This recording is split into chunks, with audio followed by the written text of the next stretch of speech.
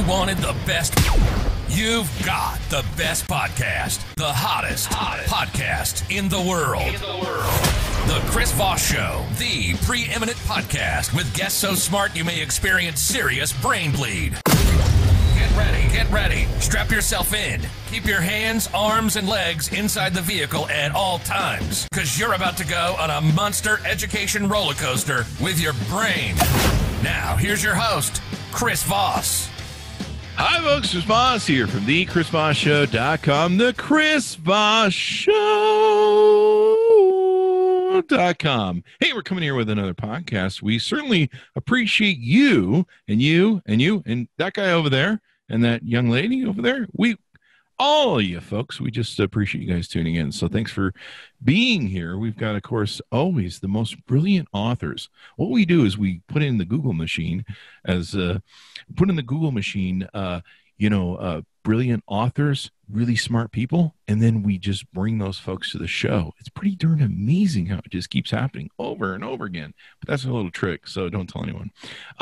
Anyway, guys, we have the most brilliant authors on the show, and you can watch the video version of this conversation at youtube.com/Chris Voss. Hit that bell notification button. Technology brought to you by video. It's just amazing. In 2020, the stuff they have nowadays. Next, they're going to have cars that drive themselves. Anyway, guys, refer the show to your friends, neighbors, relatives, thecvpn.com, Chris Voss Podcast Network.com. There's 9 podcasts there because we couldn't think of a 10th one. So work on that. I don't know. Give me a break. Anyway, one big announcement we want to make today. This just actually came across the emails. That's another 2020 technology.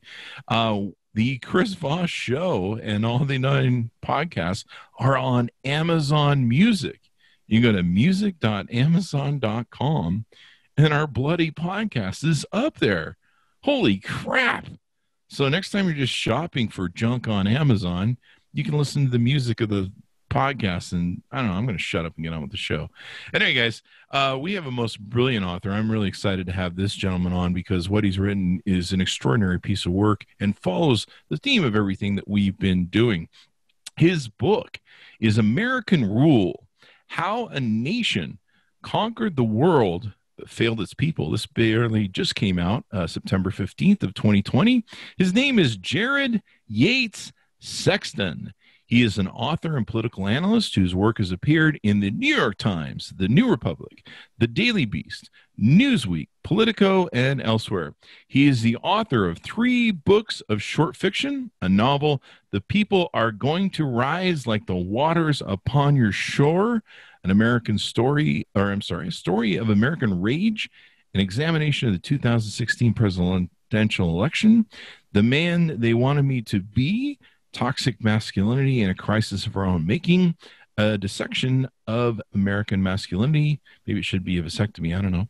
And most recently, American Rule: How a Nation Conquered the World but Failed Its People, published by Dutton Penguin Random House. He serves as an associate professor of writing at Georgia Southern University, and he's the co-host of the infamous and famous The Muckrake Podcast. Welcome to the show. How are you doing, Jared? Hey, thanks for having me, man. I just made that up at the end, the infamous but famous Muckrake Podcast. So I don't know what that means. They might cancel. I mean, listen, it depends on who you ask. I think beloved by some, hated by others. I think that's along the same lines. That's going to be on my cemetery tombstone. That's not bad. Hey, that's not a bad thing to have on your tombstone. At least people who don't know you will walk by it, take a look at it, and stare for a second. I think that's important. Actually, on my tombstone, it's going to be much like Trump's. Please don't pee on me. Oh, hold on. His will be the opposite. So give us your plugs, Jared, so that we can take and look you up on the interwebs. Yeah, if you want to find more of my stuff after we talk, or maybe you just want to go and tell me how terrible this is. I mean, you can find me on Twitter at JY Sexton. I got a blog over at themuckrake.com. And the Muckrake Podcast, which again, maybe you can go and listen to, and either it's beloved or hated. I mean, it's up to you. I mean, I'll tell you a funny story as long as we're joking about this. I have people on Twitter when I got really successful that hate me, but I would catch them writing on Twitter. They're like, I really hate Chris Voss. And the other one would go, yeah, I hate him too. I just follow him and everything he does because I want to see when he finally goes off the rail and the car crashes. So being hated. Oh, that's not bad. That's not bad. One of the things that I enjoy is on Twitter, whenever I post something, and somebody will say something incredibly hateful, one of the most joyous things I can do is to then click on them. And when they follow me, I'm just like, what is this? Why are we doing this? Like, you have decided that you hate me as a person, but you have to have me in your life, which is just the most codependent sort of gross thing I can imagine, really. I think it's Rick Wilson. Is it Rick Wilson of the Lincoln Project? He kind of really taught me how to get back at people, how to respond to them. Like, one of my favorite things to do to Trump voters when they respond, especially like my ads and stuff on Facebook, I go, "You're just cute, aren't you?" Like, they had no idea what to do with the whole. Anyway, let's get into your book. Let's talk about your book. What motivated you to write this epic tome? Well, so here's the thing. So I've been covering politics for the last few years. I sort of cut my teeth and got any soapbox or anything that you want to call it. I got it in 2016 covering the Donald Trump campaign. Like, I was sneaking into rallies. I was reporting live from it. This was back whenever, he'd go on cable news and they would just show him for an hour and a half to 2 hours. And then I was going into the crowds, and all the people in the crowd were telling me, they were like, saying the most amazingly racist, sexist stuff imaginable. They were talking about wanting to round up journalists and lobotomize and murder them. It was straight fascism. So I was just screaming to everyone who would listen, there's something going on here. There's something going on with the Trump movement. And, that's sort of how I cut my teeth on this thing. But then post 2016, I was going around, and the thing that created this actually was a reading that I did on the anniversary of the 2016 election in 2017. And, I had a pretty conventional understanding of American history. I've taken classes, I've studied it, I read everything I can get my hands on. And somebody asked me how we got to Trump. And my answer was pretty standard, right? I started with Richard Nixon and I sort of weaved my way through modern history or whatever. But then I started to realize that my understanding of history was very conventional. And it didn't make sense that Donald Trump was at the end of it, right? Because we always get told that America is always improving itself. It's always growing more and more free and equal and fair. And all of a sudden you end up at Donald Trump. And I thought I wanted to go back and sort of understand history better. And what I realized almost immediately is that my understanding of history, which is what most people are taught in schools and what most people get from movies and books and stuff like that, was not just wrong, it was dangerously wrong.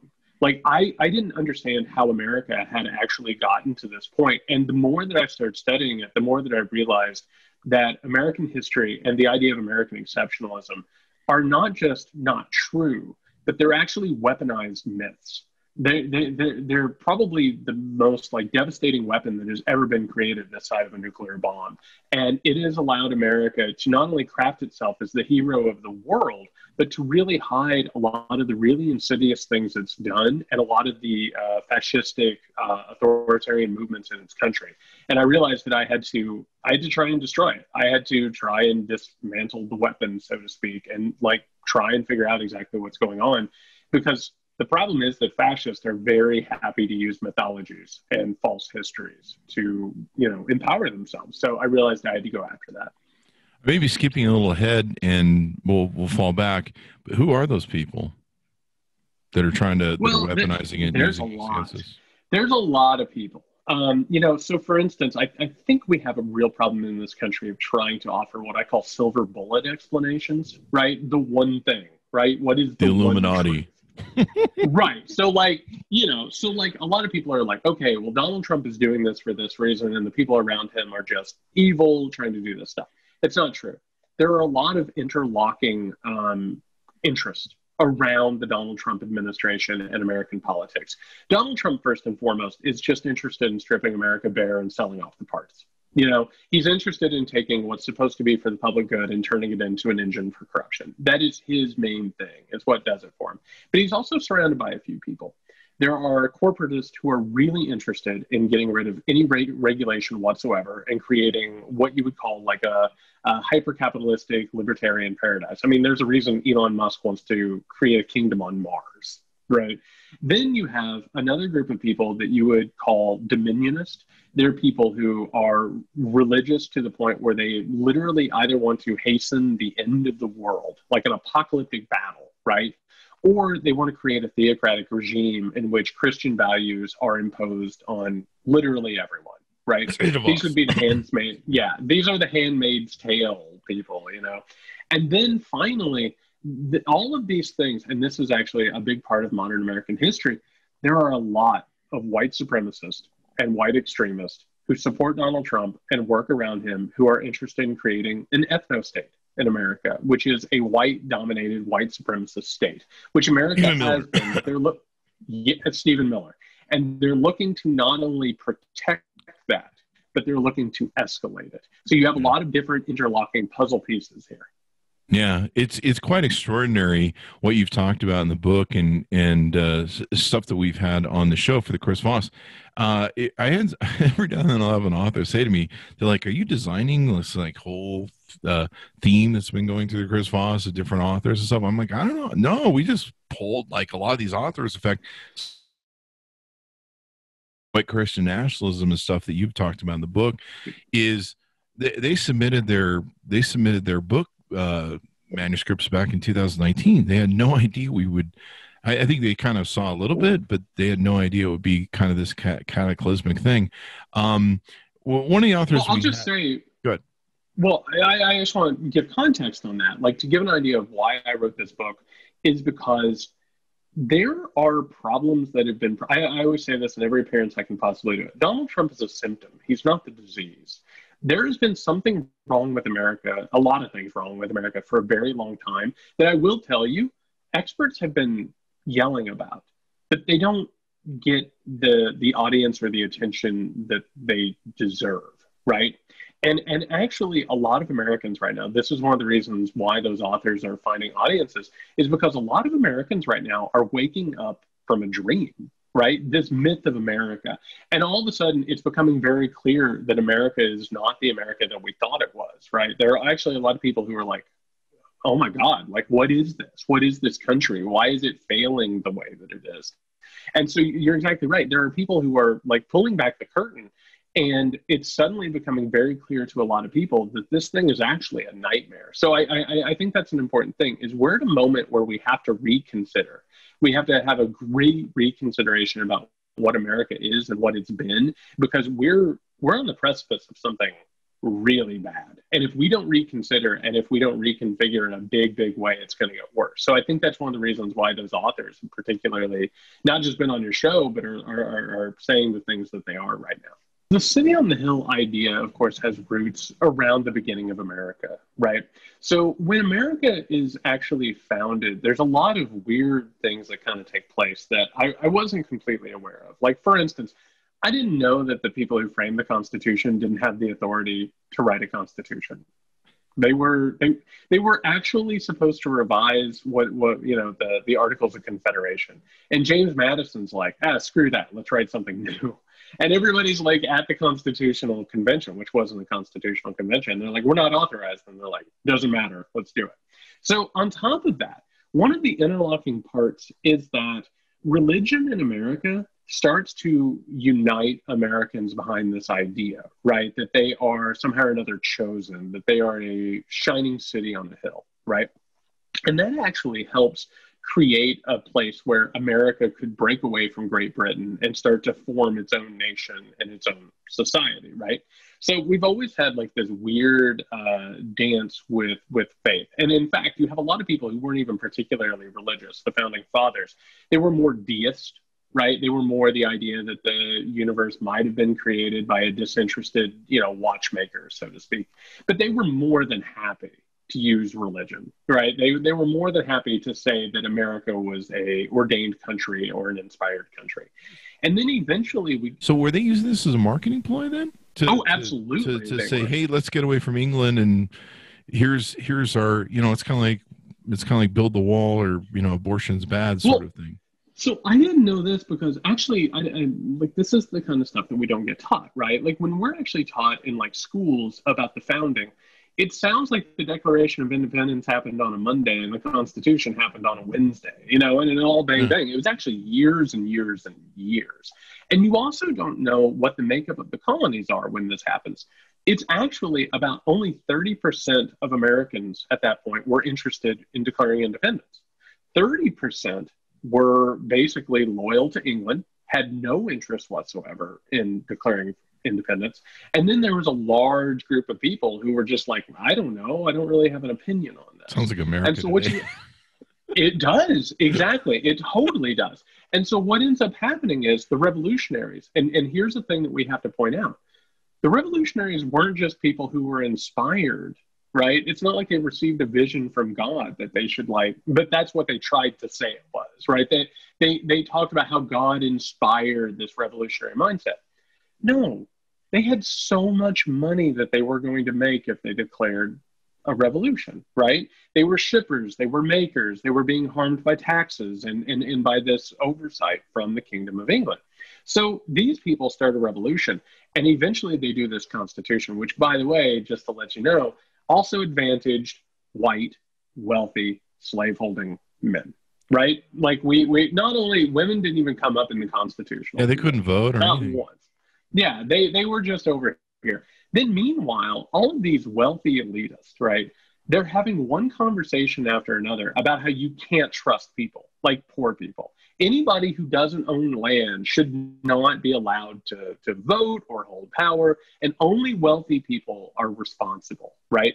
So they actually create a government. The reason that we have three branches is because they wanted to have two branches for the wealthy and one for the poor, right? The House of Representatives. They stacked the deck. And that, yes. And so you're supposed to feel like you have representation in the House of Representatives, but the Senate, I know, and the presidency are where the wealthy gentlemen take over and don't deal with you. That's also why we have the Electoral College, which is also to privilege slaveholding states.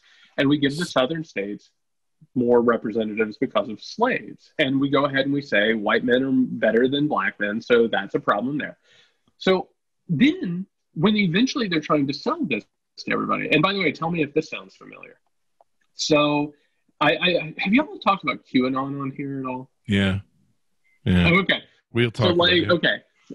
Okay, so James Madison, John Jay, and Alexander Hamilton, they just start posting anonymous letters in the papers, right? Yeah. They call themselves Publius, right?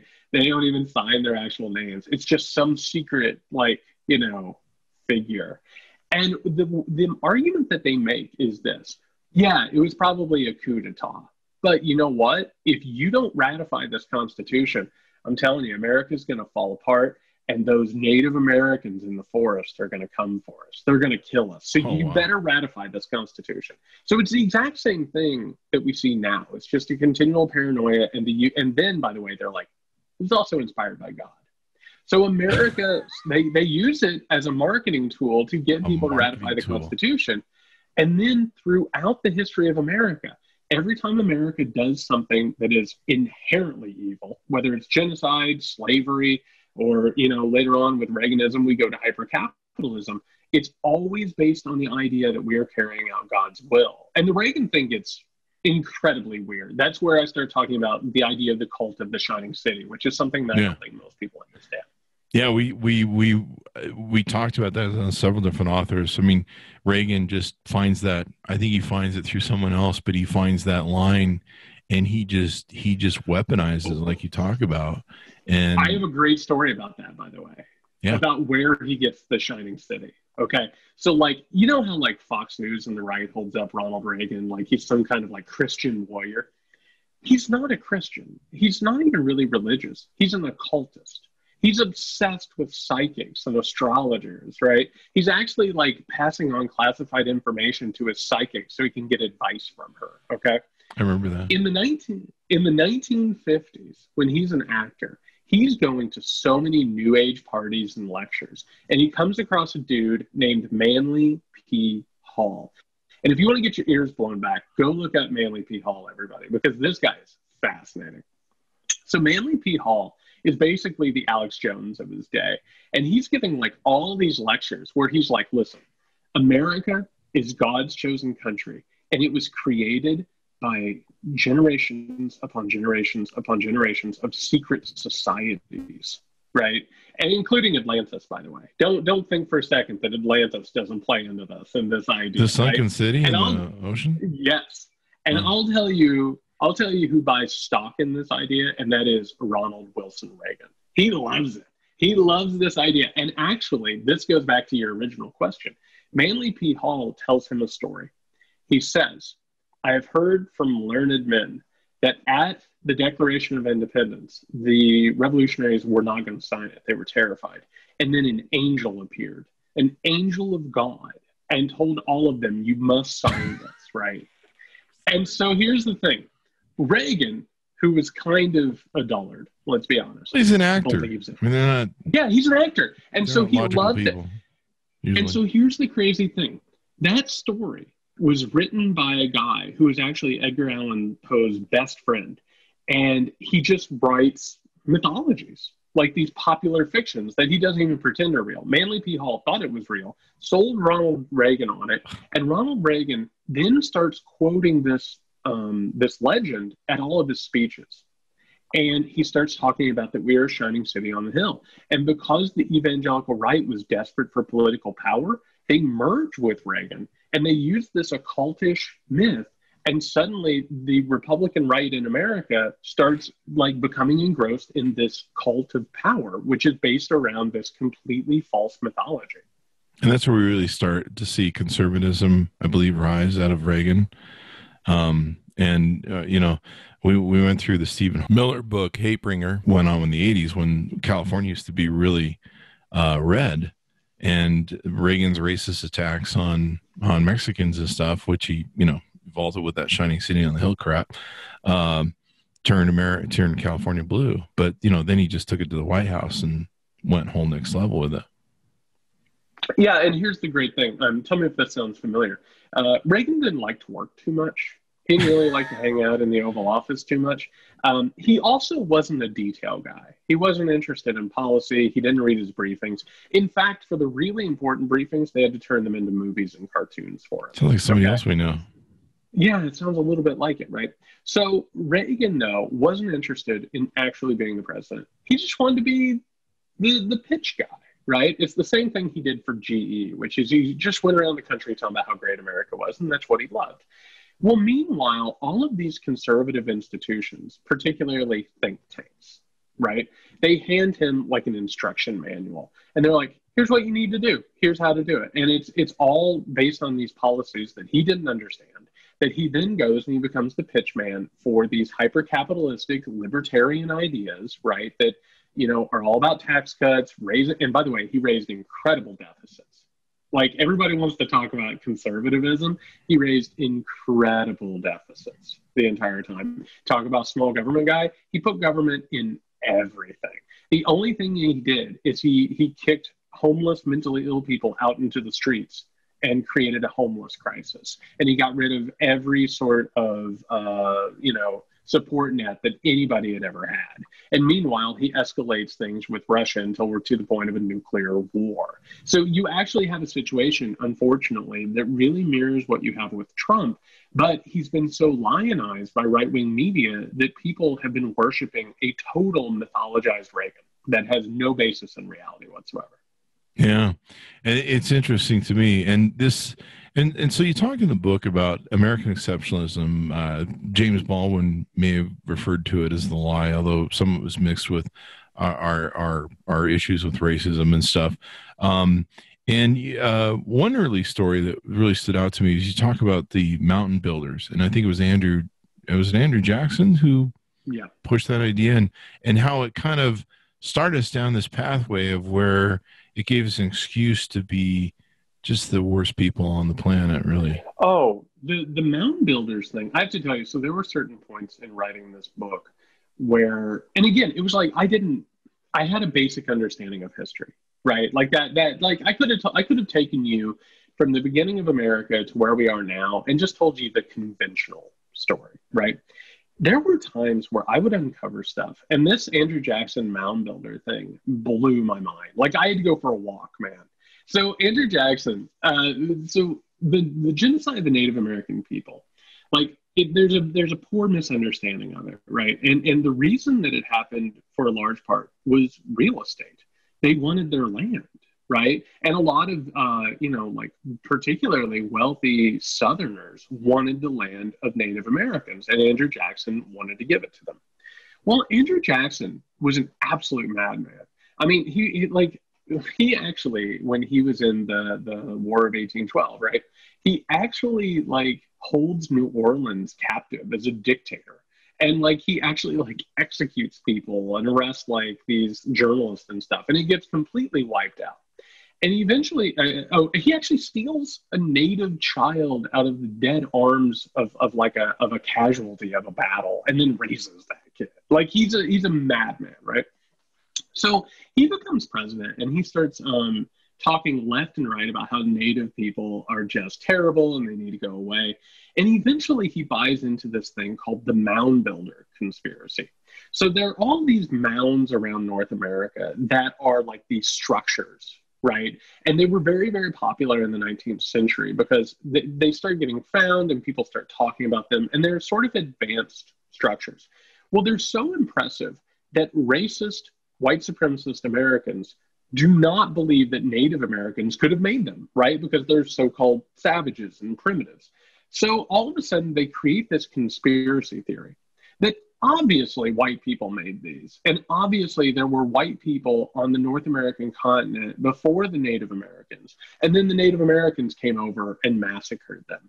So if there was an ancient mythological Aryan race on the North American continent that were slaughtered, well, then isn't it within the white person's right to slaughter the Native Americans? And what I found, it actually shows up in all kinds of documents from that time period.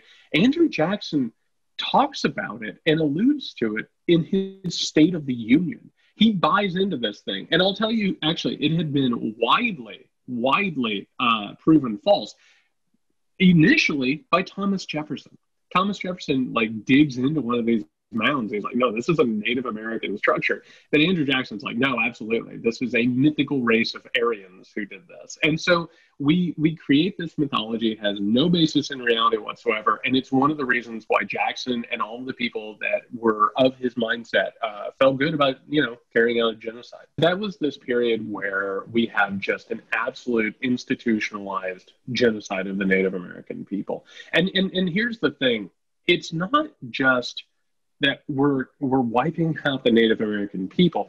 This is the point in time, and Jackson, as a Democrat, by the way, at that time, was specifically in with white supremacists, right? Because the Democratic Party in the 19th century was the party of the South and the party of white supremacists. So you actually see like complete support of not just racism, but the mythology of white supremacy. So you know how we're always being told about manifest destiny, right? This idea that God told us to go out and conquer the North American continent. Well, now that's taught in schools where it's like, oh, that was the pioneer spirit. No, it was white supremacy. It was the idea, and going back to what you just said about the lie, right? It actually has its roots in something called the noble lie by Plato. He wrote about this in his Republic. And he was like, in every nation, state, or nation, you have to create a mythology that you were chosen by God, right? And there are some people who are dipped in gold, who are better than everyone else. And in this case, in America, the manifest destiny was that white people were the most important. And this goes back to sort of, we talked about this for a second before we started recording. In the 19th century, we also have a thing called the Romantic, right? Which is this idea that modernity is happening and that things used to be better, right? And that there was a romantic sort of a feeling about the past. And all of a sudden you start mythologizing not just people, you start mythologizing race and ethnicity, right? And actually there's two main countries that go through this. And tell me if you feel where this is going. It's America and Germany. And we start mythologizing like the Middle Ages, the medieval times, right? Where all of these ethnic tribes are fighting one another to try and found countries. So during that 19th century movement, you have a lot of people who are mythologizing things like, I don't know, Anglo-Saxons, right? And they start thinking about race. And so Manifest Destiny is about how the Anglo-Saxon race should rule the North American continent. And if you don't see the connection between not just taking over the country for the Anglo-Saxon race, but how that lays the seeds for the Civil War, but also Nazism, those things are all interlocked. And there is a through line that goes completely through them. And our history hides all of those through lines because the truth is really horrific. And it tells you that there's a problem with the foundation of this country. I don't know about you, but all of the education, and I've taken classes in the Civil War, right? What we talk about when we talk about the Civil War in America is we talk about the military maneuvers, right? We talk about how brilliant the generals were, which gives us a hell of a way to not have to talk about, I don't know, slavery and white supremacy, right? So I didn't know about the Confederacy when I started this project. I only knew what it was and what had been said. We don't examine its culture. And the reason we don't examine its culture is because, again, it's a horrific reminder of who we are and where we've been. The Confederate States of America actually didn't really, it seceded, but it thought of itself as the real America, right? They thought that the real truth of America was white, not only white supremacy, but espoused white supremacy. And it's not like the North were anti-racist. They actually were very, very racist. They just didn't want to give more power to slaveholding states moving west, right? And actually, this is crazy, and it's something I didn't know about. Abraham Lincoln did not want to keep freed slaves in America. He kept trying to find ways to sell them to other countries. He basically told freed slaves, he told Frederick Douglass, you need to convince other African Americans to leave America. It's better for us to be different. And listen, that doesn't mean that he isn't a great president or whatever, but he's not a savior, right? He's not a perfect Messiah as we've made him. And I'll talk about that in a second. But in the Confederacy, they have a society that's based on conspiracy theories. They believe that the North is going to come down and free the slaves and turn them into their own revolutionary force. The North wasn't going to do that. The North was only opposed to spreading slavery into the West for political purposes. So the South it starts creating this idea that they're under attack. And so you start having a separate mythology. You have Northerners and Southerners, which is how you start a civil war, right? Is when you don't believe you're part of the same country, which should sound familiar.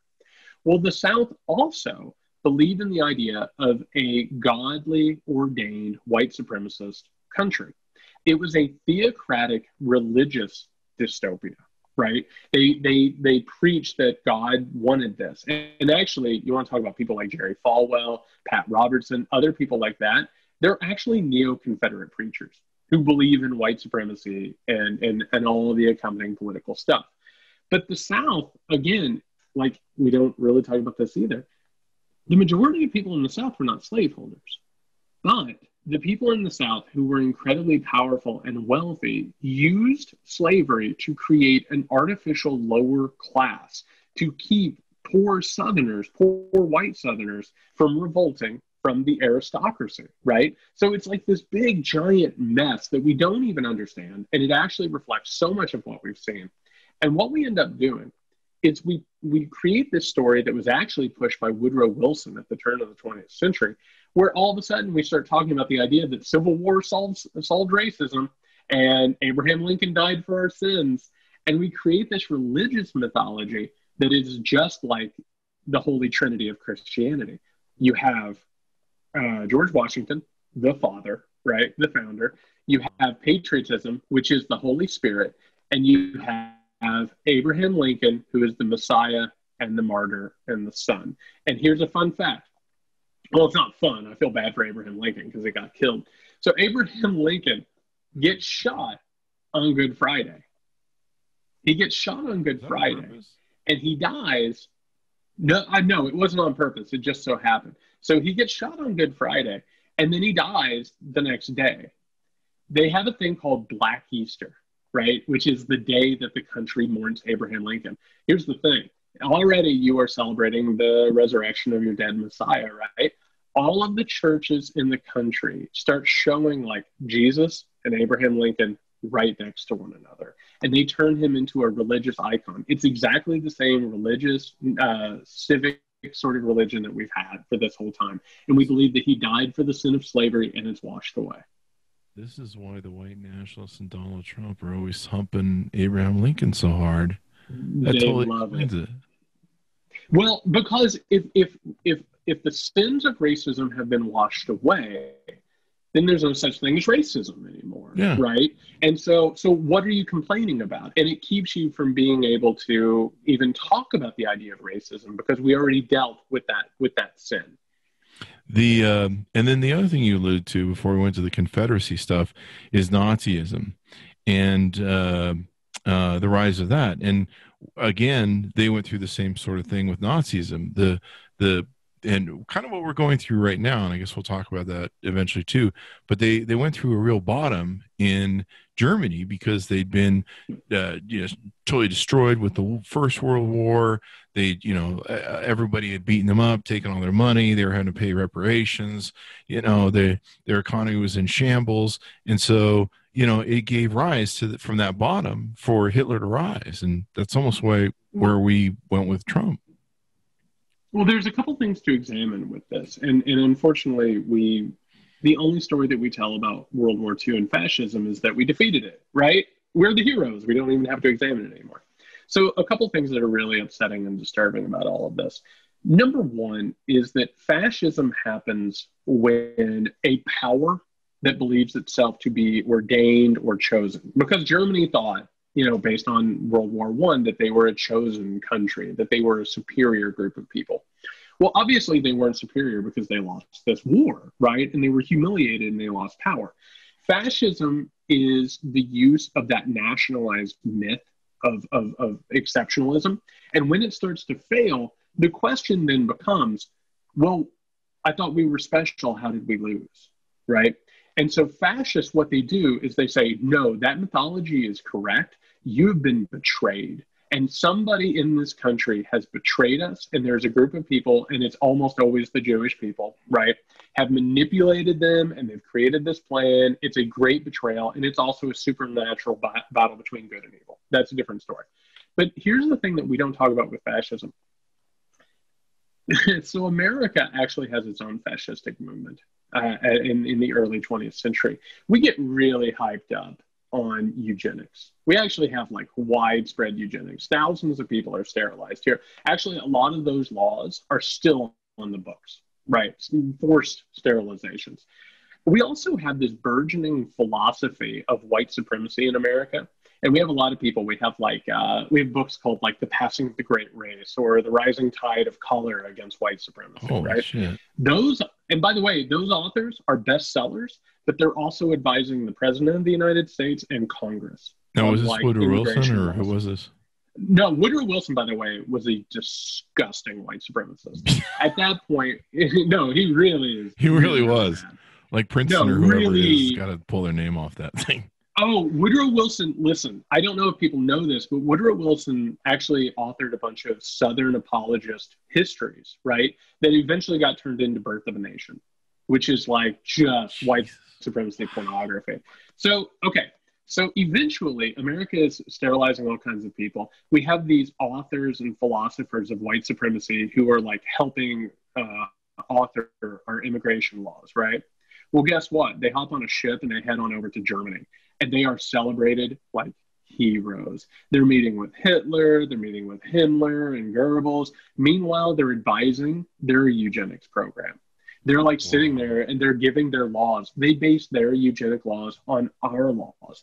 Meanwhile, Adolf didn't want to fight us in the war. He actually admired us. He loved that we had a slavery society. He loved the Confederate States of America. He loved the genocide of the Native American people. He even loved like Jim Crow laws that were taking place post-slavery, right? Yeah. He actually really wanted very, very badly for Henry Ford to become the president of the United States. He even told reporters left and right, I'm willing to send people over to America to install Henry Ford as a fascist Führer in America. Well, Ford was getting up there in years, and he'd already spread all these anti-Semitic conspiracy theories. Luckily, Charles Lindbergh was there to pick up the mantle. And if you actually look at Charles Lindbergh, who, weirdly enough, helmed a thing called the American First Committee, which America First should sound familiar because it's one of the slogans that Donald Trump has used for years. The America First Committee says, you know what? We don't need to go to war against Germany. We actually need to partner with Germany. And so Charles Lindbergh writes all these articles that's like, I'll tell you the real danger, and that's people of color. And we need to form a union of white supremacy to win. We need to join Hitler. And here's the thing. He was incredibly popular. And this was the thing that gained a lot of traction. And who knows what would have happened. And by the way, I don't know if you saw this, but it's like there were like 20,000 Nazis in Madison Square Garden holding a giant rally. We were and flipping. Meanwhile, and you have swastikas right next to George Washington, right? And because that you can take those mythologies left and right.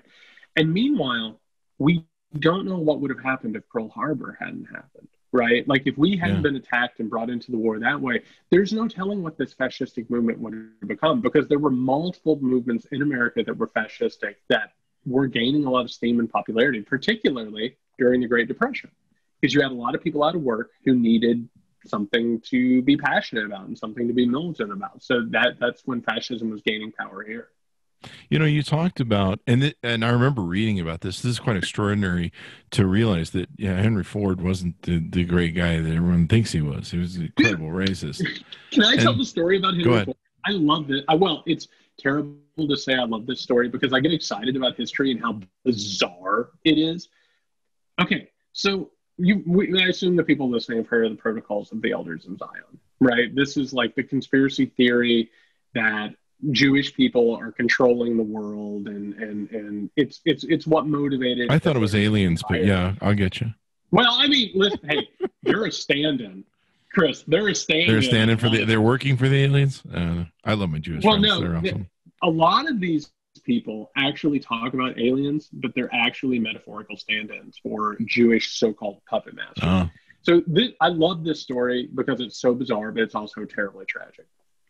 So Henry Ford's stupid, like just straight up stupid. Yeah, fourth grade. Like, he's just a total dullard. So he goes over to Europe during World War I because he wants to like solve World War I, right?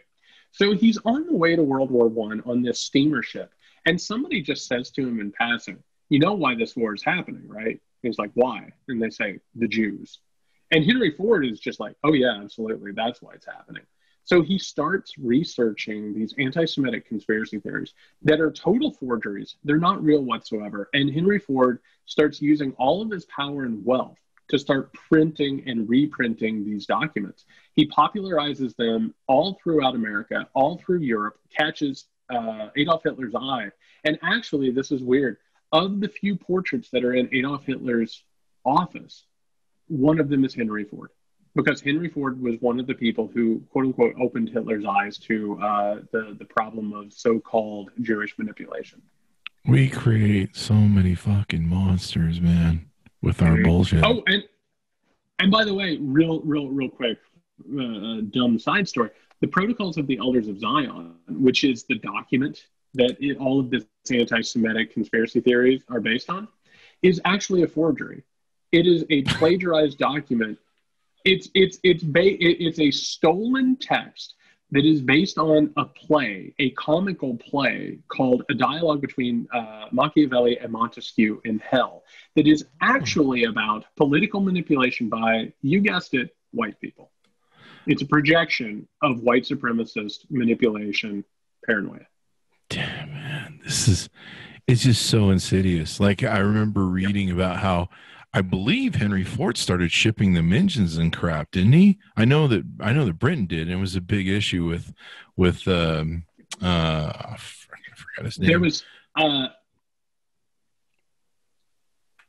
There were a lot of corporations, American corporations, that not only did business with the Nazis, but subsidiaries of them and factories that they had in Germany were using slave labor. I mean, the big problem here is that we like to imagine this fake story where Adolf Hitler was just like the most magnetic, charismatic personality that, he hypnotized everybody. It was just his speeches, right?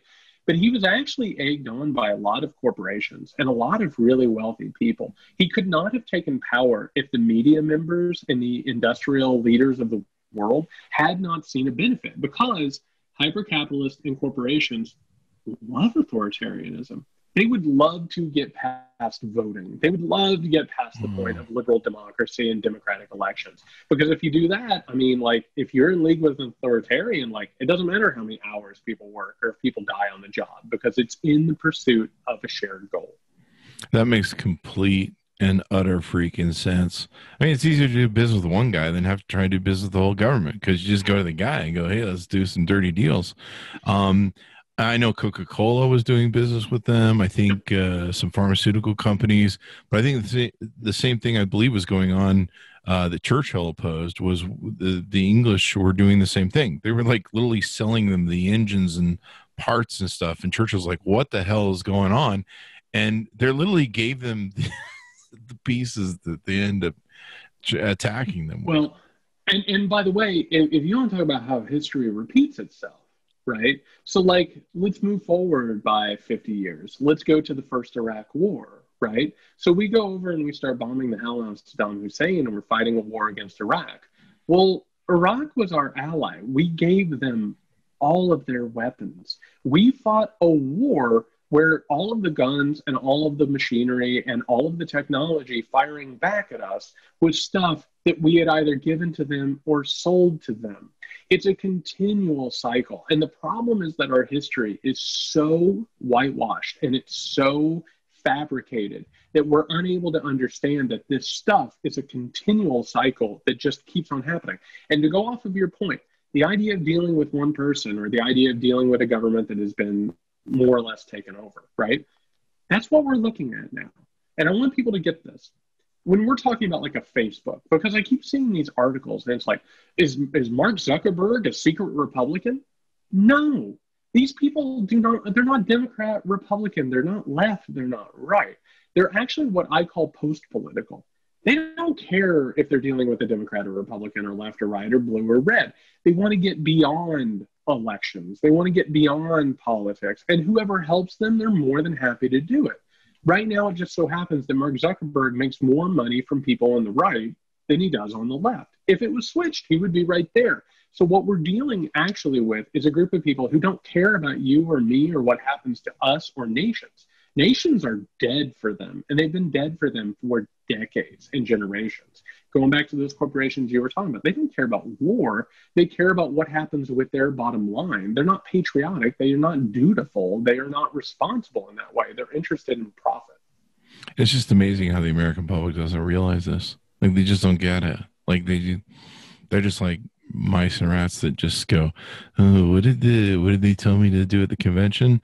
There's a concept you talked about, and I made some notes of this, a video I watched of yours, and I'm not sure I wrote this down properly, so I'll just give it to you. You were talking about something about how fascism, it's either the posing of fascism isn't racism or fascism is racism. Can you expand on that a little bit, what you were talking about? Yeah, so it goes back to that mythology, right? So one of the things that ends up happening is that fascists actually use sort of the racism and the prejudices of a society against the society, right? So for instance, when you saw Donald Trump start to really gain power, right? The first group that he went after were Mexicans, right? He was like, they're drug dealers, they're rapists, whatever. Then a couple of months later, and I was actually at this rally, it was right after the terrorist attacks in France, right? And he went out and he said, Donald Trump is proposing a complete shutdown of immigration from this or what, right?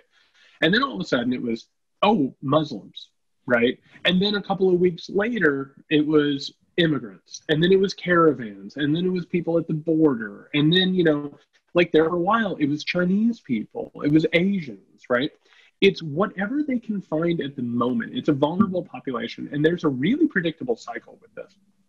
When an authoritarian or a fascist gets in power, first things first, they're inherently incompetent, Like, that's one of the things that we don't understand about these people. Like, I don't know about you, but it's like, I grew up with people who fought World War II. And they told me all the time, they would say things like, fascists make the trains run on time, right? That's the old thing with Mussolini. The idea that, oh, if one person's in power, yeah, maybe they're cruel and awful, but at least they're efficient. Well, they're not. Because to be an authoritarian or to be a fascist means that you are technically really kind of incompetent. You can't win in the arena of ideas, right? You can't win in the marketplace of ideas. Right. The only way that you can win is by crushing opposition. If someone disagrees with you, they have to be met with violence until they either agree with you or they're murdered. Or rage tweets. So, right, exactly. So what ends up happening is that these authoritarians and these fascists inevitably fail. Right? Like, let's say, I don't know, a pandemic happens. They don't want to work with scientists. They don't want to work with experts because scientists and experts are the embodiment of the idea that they don't know everything, right? They have to make them look stupid. Perfect. And they make them look stupid. Which, and by the way, like, right. And so here's the thing. It's not a coincidence that, like, not only did Trump go after, like, physicians and scientists, but it's like in Soviet Russia, one of the first groups that Stalin got rid of were doctors. Yeah. Right? They purged a ton of doctors. So if you actually look at it, what they do is they inevitably create a crisis, right? And when the crisis happens, they can't accept that they caused the crisis. So what they do is they double down on what they're already doing, and then they find a scapegoat. And the scapegoat is a vulnerable group of people that they can turn everyone around and point the finger at, and then they blame a conspiracy. And what they do is they say, you know what? I can't take care of this problem. I can't take care of the traitors. I can't take care of the conspiracy unless you give me more power. And then you give them more power, and then the cycle grows and grows and grows until they have all of the power and none of the blame. Yeah. We even saw that during the Bush administration, where they were like, you have to give me all the power so I can fight the Isn't that weird though that they had all of the warnings that they needed for September 11th, and yet they failed to act? And then instead of, as a country, talking about how Bush didn't prevent 9/11, we're just like, we need to go out and get, the people who did this. But the truth is that Bush just didn't pay attention to his briefings. Yeah. He didn't care. And so he actually failed to protect the country and then demanded more power to protect the country. Yeah. It's a cycle. It always plays out. One thing that really blew my mind, you were talking about, QAnon, and then, of course, we've talked a lot of different conspiracies so far in the show, but this thing you said really blew my mind, and it was about conspiracies rising with mythology. And if you want to talk about that a little bit. Yeah, so you have to find some reason why the chosen country fails, right? You have to. And part of the reason you said, I can't believe that so many Americans believe this, but you also have to understand that a lot of people, their concept of themselves is wrapped up in their national identity, right? Mm-hmm. And now you have a lot of people that their concepts are wrapped up in Trump, right? Mm-hmm. So like in 2016, it became... it became pretty culturally unacceptable to become a Trump supporter. Like, you weren't accepted in polite society, right? If you walked around in a MAGA hat, like, some people were going to say things to you. If you had a Trump flag, whatever, some people would reject you. Well, eventually what ends up happening is the people who went ahead and went full bore on Trump, they never, ever, ever were in a situation where they could admit that they were wrong, right? That would mean personal ruin. So eventually, and by the way, I always tell people to think about this in terms of sports teams, right? People fill up their identities based on what they support and what they put out. Like, maybe you like your team because it's your regional team, but let's not pretend that relationship doesn't also somehow or another reflect something about you, right? So like, for instance, I'm actually talking to you right now. I'm wearing a Chicago Cubs shirt. I'm a Cubs fan, right? Mm-hmm. And the Cubs won in 2016, which completely ruined the mythology of the Chicago Cubs. They're the lovable losers, right? Mm-hmm. So my support of the Chicago Cubs says that I'm resilient. Like, I lose things sometimes, but I'll always fight back or whatever. I have dignity in losing or whatever. Well, other people are Raiders fans. And I was just going to say I'm a Raiders fan. So you feel my pain. So here's the thing. The Raiders, which is weird, if you actually, and I'm going in the weeds, but I promise I'll bring this thing back around all the way. The Raiders always get more penalties than every other team because they're outlaws. Meanwhile, their supporters, their fans, are rowdier than other fans. If you've ever gone to a game or been around Raiders fans, they embrace the identity, right? So here's the problem. The people who support Trump, they start to become more like other Trump supporters. They become more and more engrossed in the culture of supporting Trump. They have to find a way to explain the failures, right? Meanwhile, QAnon has come along to explain every failure.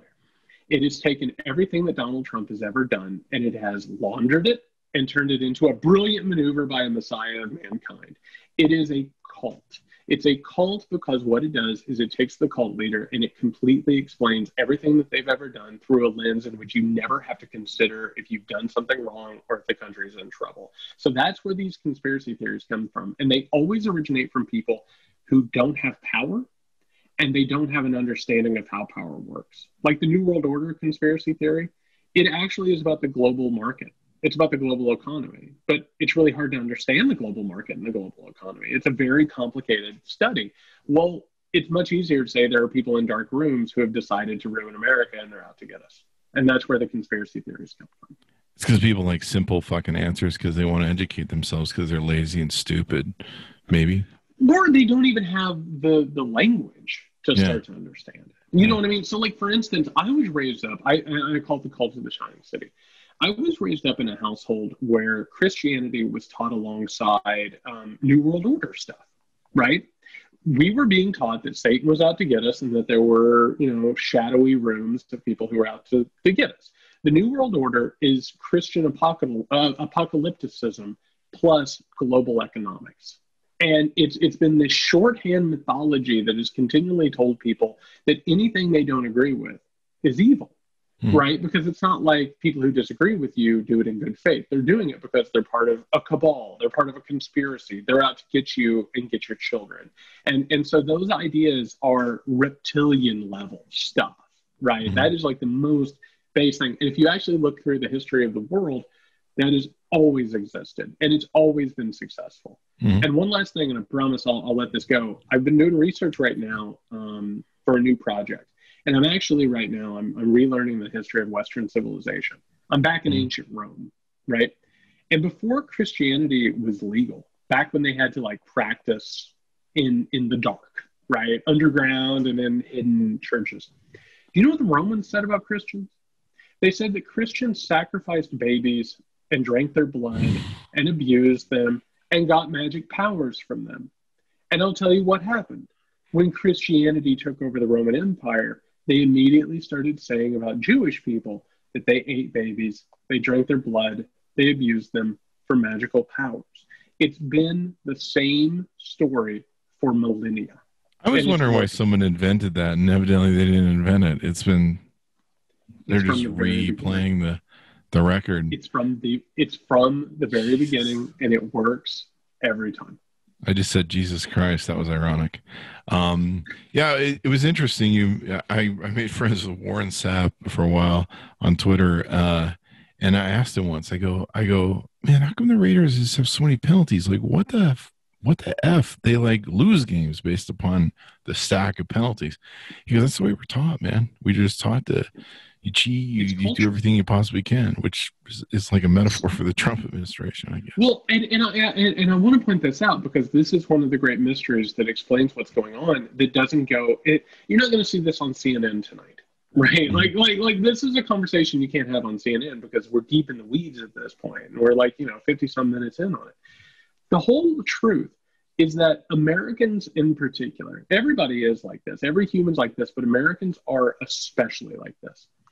There is a difference and a huge gap between who you are and who you present to the world.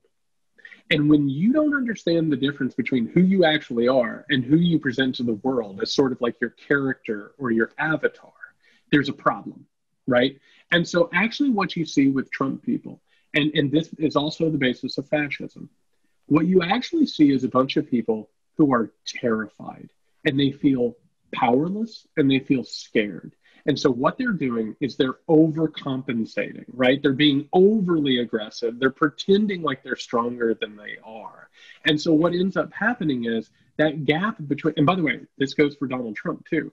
He's a really pathetic dude. He's a really pitiable person. And, you know, you had talked a little bit about the toxic masculinity thing. Like, I think we all know people in our lives who sit around bragging about how much money they have, how many women they've slept with, how respected they are. And then when they leave the room, everyone's like, oh my God, he's so sad. He has like, no idea. He has no idea. And I feel so bad for him. And that's who Donald Trump is. But it's a movement that is based on self-delusion and angry, violent denial. Like, America is in decline right now. And these people are like, no, America's great. Look at my flag. And it's like, no, like, really, like, half of the country's on fire. The rest of the country is dying from a pandemic. This guy can't do anything. They're like, oh yeah, look at the stars and stripes. It's a delusion. It's a cult of self-delusion. And the important note that I really liked how you said it, you said basically conspiracies rise as that mythology dies. And that's why we're really seeing right now this, you know, the QAnon and just like the conspiracies with the mask and the virus. You know, I've seen videos where like Fauci's in on the money and, you know, and he's part of the, you know, the Illuminati, you know, I mean, just pick your fiction. And we're seeing just, I mean, it's like almost off the rails, some of the crazy, I mean, the mask thing is just like, if I wear a mask, I'll die. It's a plot against us. And you're like, how do doctors must die every day because they wear a mask for 12 hours and every single day. They do a surgery and they die. To go back to what I was just saying, one of the problems, so there were two problems with the mask thing that led to this.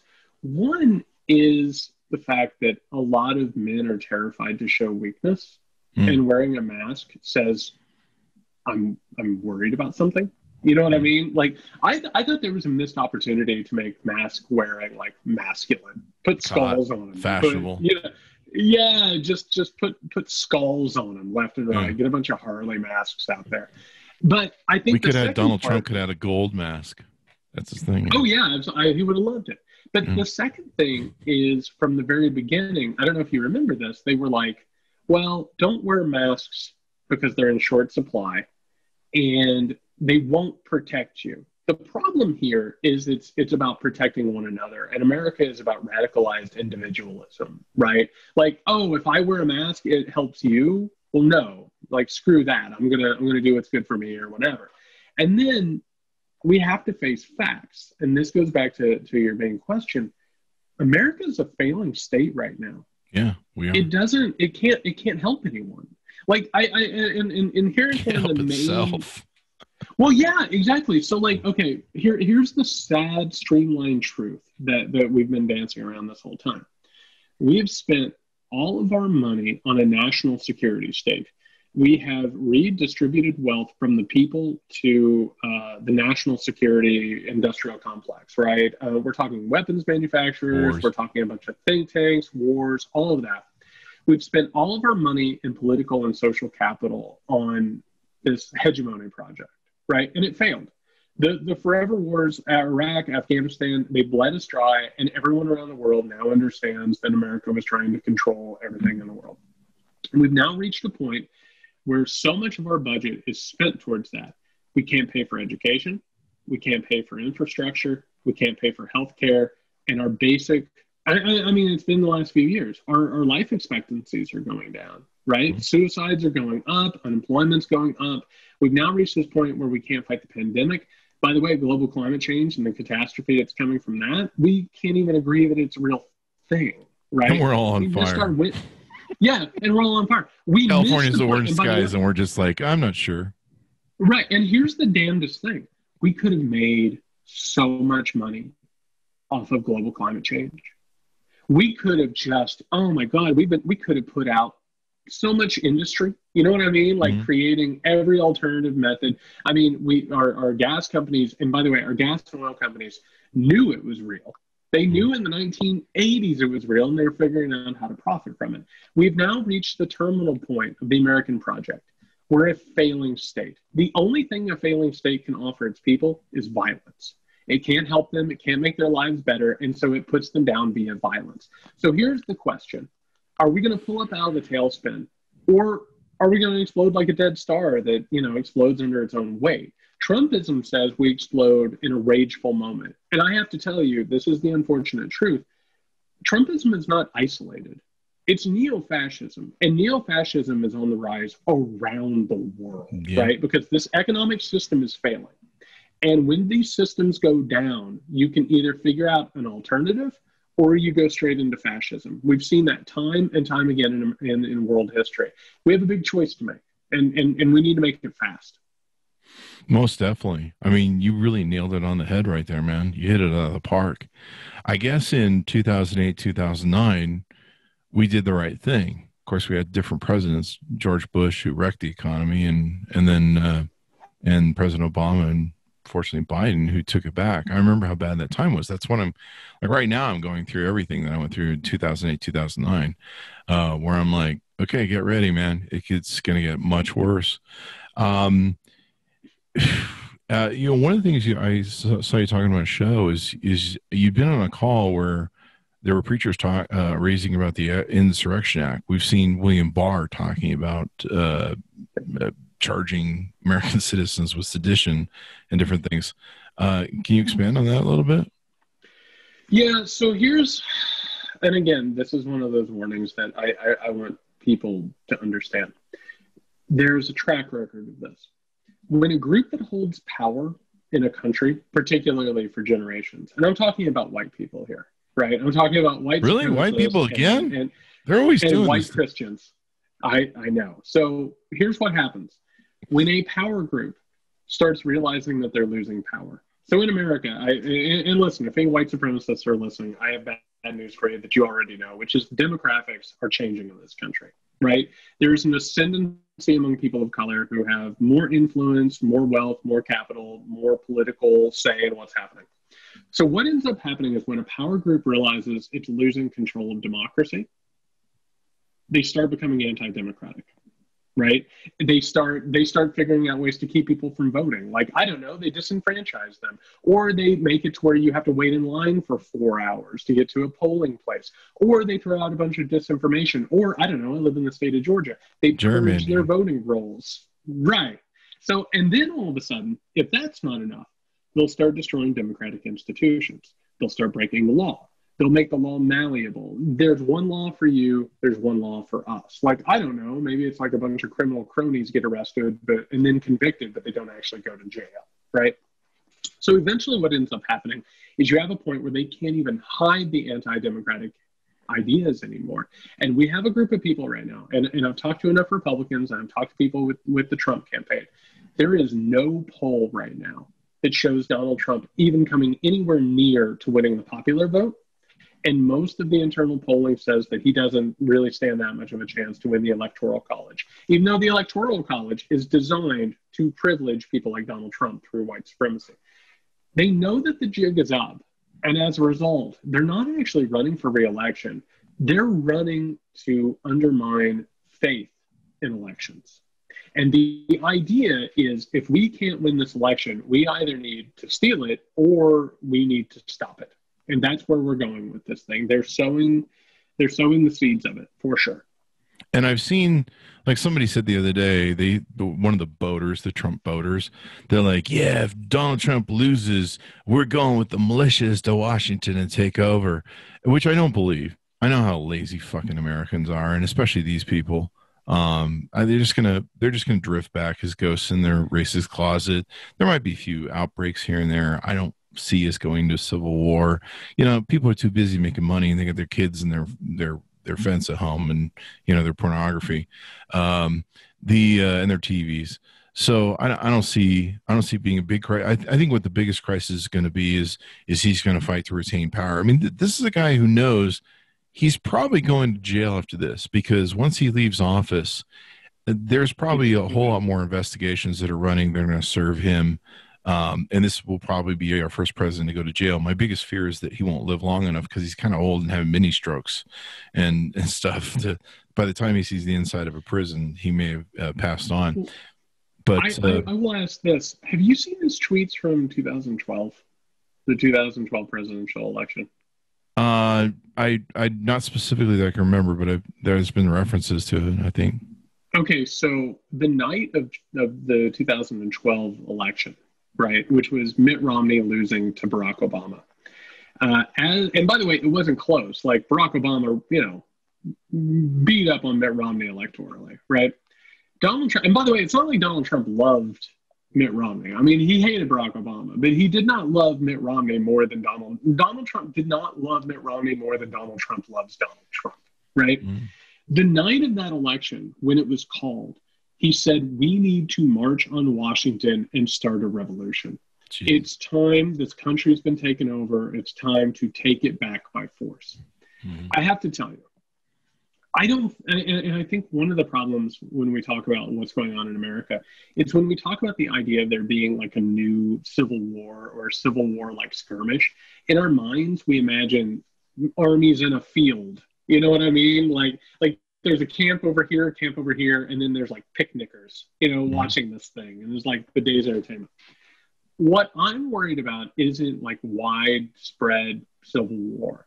What I'm worried about is widespread sectarian violence, right? Mm. So we've now seen, I'm sure you saw this in Los Angeles. It was like in Portland, there was a bunch of Trump truck people going into the cities with like, some of them had weapons, some of them had mace and gases and stuff like that. The problem is that really mirrors sectarian violence in other countries. I mean, all it takes is it reminded me of the ISIS trucks. The ISIS trucks, it looks a lot like the Rwandan genocide. Yeah. There's a lot of elements there. And it doesn't have to be like, every Trump voter in formation going over here to a blue state. The problem is it could look a lot more like what was called Bleeding Kansas, which was before the Civil War, which is where you had limited skirmishes between like sects, group of people who would go after one another. So I think violence is a real high possibility. And I told people back in 2016 when I was covering the Trump campaign, I said, if we get out of this without widespread bloodshed, we should consider ourselves lucky. We've already had widespread bloodshed in this country. And I don't know how we get out of this without it getting worse. So it's not necessarily full-scale civil war, but I think sectarian violence is a real possibility. I got to tell you, the only terrorists I'm afraid of, I mean, at least when I'm in America, the only terrorists I'm afraid of are guys who look like me, my color, usually about my age. Those are the guys who always go off. And then you got the Boogaloo Boys, you got the Proud Boys, and all these different things. And I think you're right. I think there's going to be some explosion. I think sectarian, the right-wing white Christian fundamentalists might join that crowd too a little bit. I'm not all of them, but I think there's going I think they already have. Yeah. I think that they've already found common practice together. And that's the really frightening thing is I don't think that we have a decent understanding of what motivates these groups. Many of them are Christian fundamentalists. And I'll tell you who they look up to. And this is maybe this will blow some people's minds and other people it might not. They have taken their cues from Al-Qaeda and ISIS. They understand that they are the other side of that coin. They have studied them. They've looked at how they became radicalized. They looked at how they recruited. They looked at their tactics. They take their cues from actual religious fundamentalists. That's exactly right. Yeah. I mean, I've been telling people for weeks now, especially with all the different great authors we've had talking about Christian white nationalism, that this really is like ISIS. This is, but we've been talking about the Betsy DeVos, and I forget the name of the Council of National, I don't know if you know it, but the Betsy DeVos things, the fundamental religious, I've been watching the right wing hate watch, I think it's called, or something, and these preachers are preparing. And what I see Barr and Trump doing is starting to try and militarize or militia that sort of thing where, yeah, man, if we don't win, we got to go to violence and shit. And which scares me, because if Trump does win, like, how much further do we go down this fucking hole? Yeah. Like, there is no another election as far as I'm concerned. I could be wrong, but I'll tell you what they enjoy. Authoritarians love the facade of democracy. So it's a thing called managed democracy. And you have to look at Putin's Russia for it, right? What authoritarians love is that they love to allow the citizens to have rights and to allow elections, but they keep them so afraid that they won't use them. Mm-hmm. Right. That's the dream, is that you give the facade. They call it open and closed measures. It's this idea that like you keep everyone terrified to the point where they will never, ever, ever want to like speak out and actually oppose you. But if they could, they totally, or if they wanted to, they totally could. I mean, they might end up poisoned, right? Or falling out of, a 10-story balcony.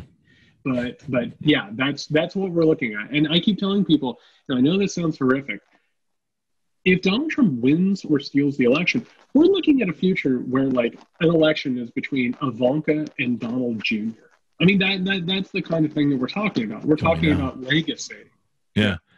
And I'm not sure if you brought this up or someone else in some of the news I brought up. I think I mentioned earlier, I think you saw some of the preachers were talking about invoking the Insurrection Act, which would have Trump mobilizing the military.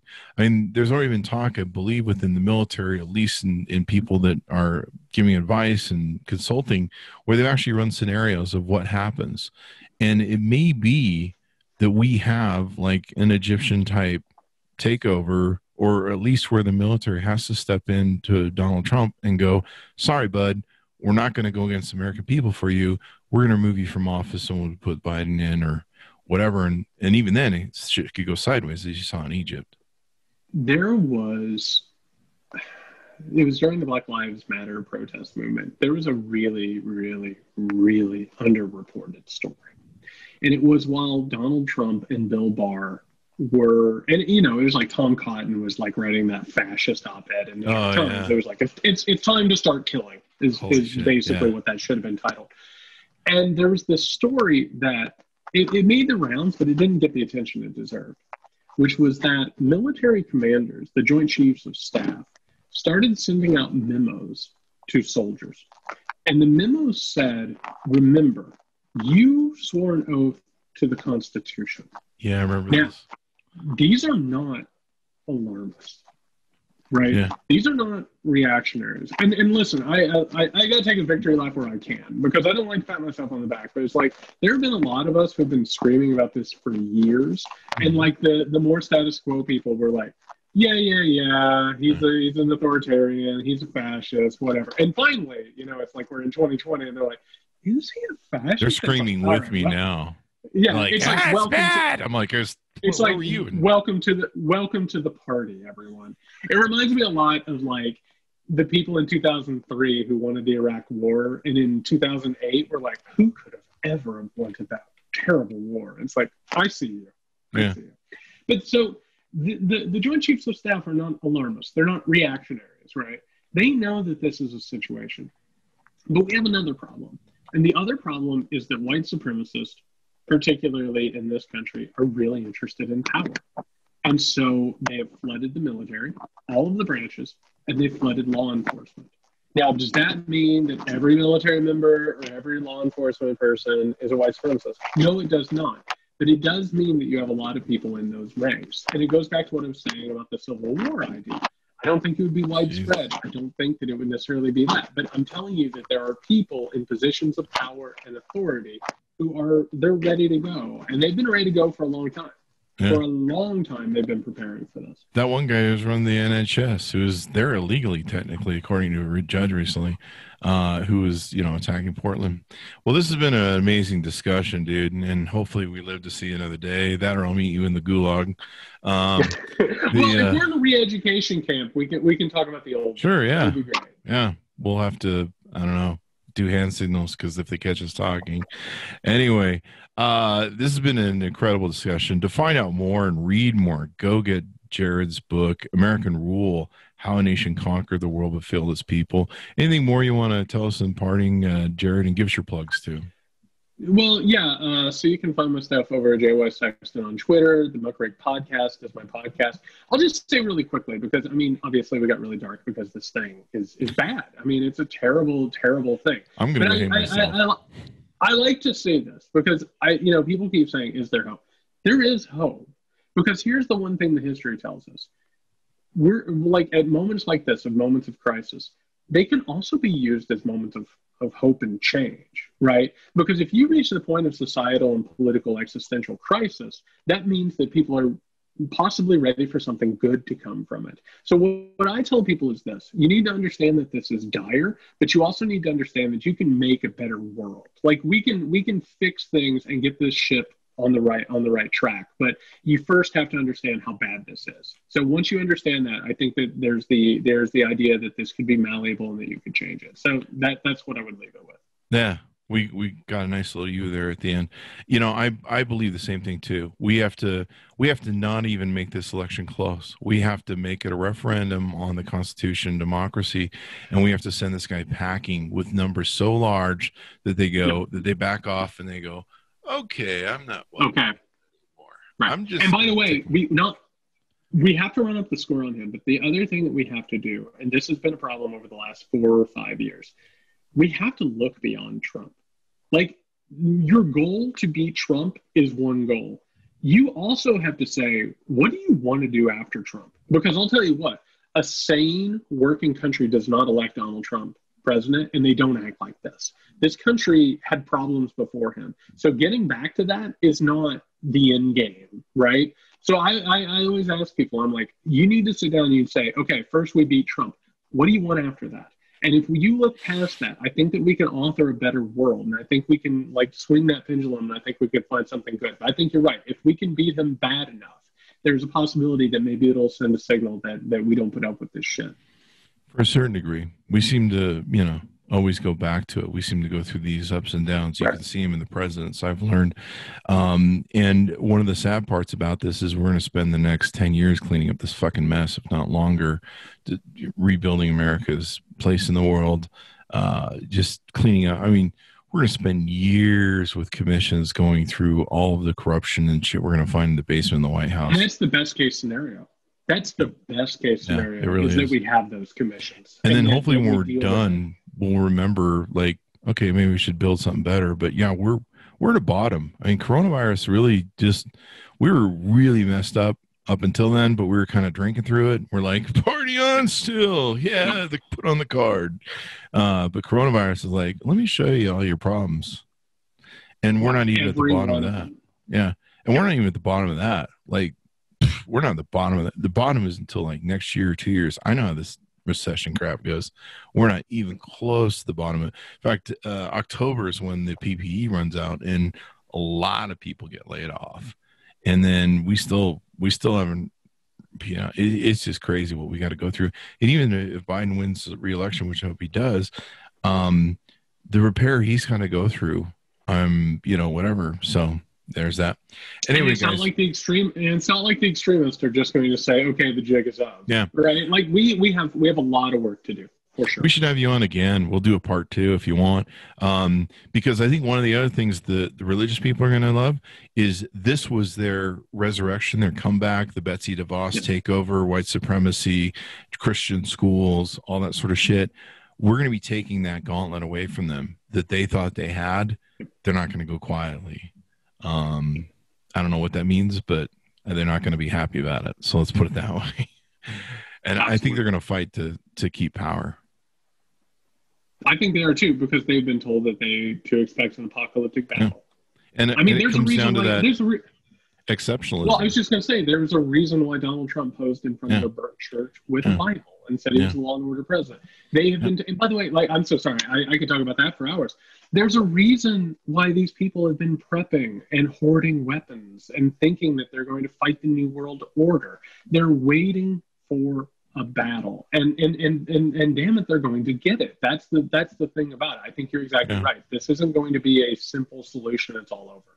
Yeah. I mean, it would be much easier if there wasn't coronavirus, and on at least election night we would know. The fact that we won't know, that's going to be a problem. And the fact that it can be delayed, and then, of course, he's the guy who wants to sue all the way to the Supreme Court over everything. But, yeah, it's we're in for a road, man. Buckle up, babies. But spread the word, vote, read American Rule by Jared Yates Sexton. Check it out on Amazon. You can go to amazon.com/shop/Chris Voss and see all the books that we've been having a discussion with. You want to order them all, read. Please share the word. Get everyone registered to vote. I'm kind of excited this morning. I think I saw it was Virginia or one of the eastern states has opened its polling, and there are huge freaking turnout lines. So I'm hoping that's a good sign that people realize the inflection point that we're at. I'm not really even sure what living in this country is going to be like. But I'd love to have you on again, Jared, where we can talk about this more. We'll do a whole part 2. Literally anytime. There you go. All right. Well, thanks, Monas, for tuning in. Be sure to stay safe, vote, register to vote. We'll see you next time.